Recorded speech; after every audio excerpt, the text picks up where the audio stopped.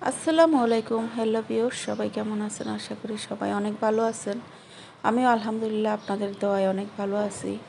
তো নতুন একটি রেসিপি নিয়ে চলে আসলাম। আজকে দেখাবো চিংড়ি মাছ দিয়ে আর বিভিন্ন রকম সবজি দিয়ে একটা মাছের কারি।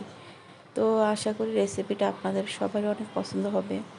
তো প্রথমে আমি চিংড়ি মাছগুলোকে একটু হলুদ আর লবণ দিয়ে ভেজে নেব।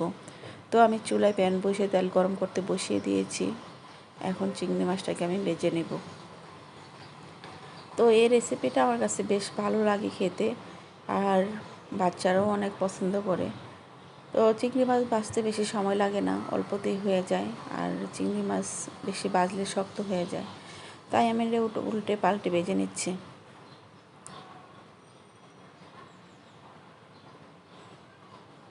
তো এখানে আমার চিংড়ি মাছগুলো ভাজা হয়ে গেছে, এখন আমি নামিয়ে নিব।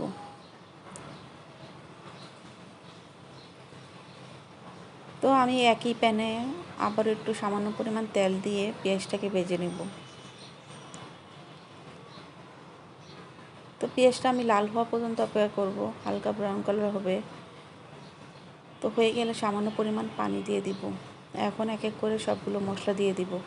তো এখানে দিয়ে দিব হলুদের গুঁড়া, মরিচের গুঁড়া, পরিমাণ মতো লবণ দিয়ে মশলাটাকে ভালোভাবে কষিয়ে নেব। মশলাটা কষানোর উপরে মশলার স্বাদটা বাড়ে, তো আমি মশলা অনেক ভালোভাবে কষিয়ে নেই।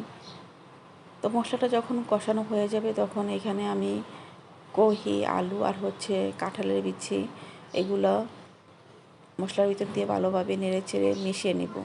তো কাঁঠালের বিচিটাকে আমি হালকা ভাপ দিয়ে এটার উপরে যে লাল একটা ছিলকা থাকে ওটা আমি ছিলে নিয়েছি।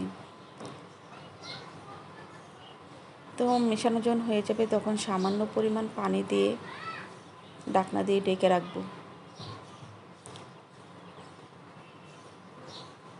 তো 5 মিনিট পর পানিটা যখন শুকিয়ে আসবে তখন আমি আবারও নেড়ে চেড়ে দিব।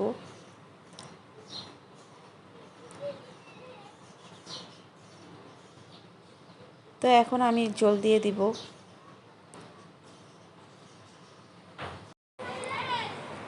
জল দিয়ে উপরে চিংড়ি মাছগুলোকে বিছিয়ে দিব। তো এই তরকারিটার ভিতরে একটি স্পেশাল মশলা দিব, আমাদের বিক্রমপুরে বলে শাক বাটা। তো আমার মা এভাবে জিরা, ধনিয়া, তারপর তেজপাতা, পেঁয়াজ, রসুন গুঁড়ি করে রেখে দেয়।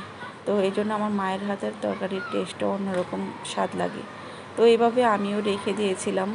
তরকারি হওয়ার আগ মুহূর্তে এই মশলাটা দিয়ে দিলে তরকারির টেস্টটা এক অন্যরকম লাগে। তো উপরে দিয়ে দিলাম মশলাগুলো, দিয়ে কিছুক্ষণ ফুটে উঠলে নামিয়ে নেব। তো আজকের রেসিপিটা আপনাদের কেমন লাগলো? যদি ভালো লেগে থাকে লাইক কমেন্ট করবেন। আল্লাহ হাফিজ।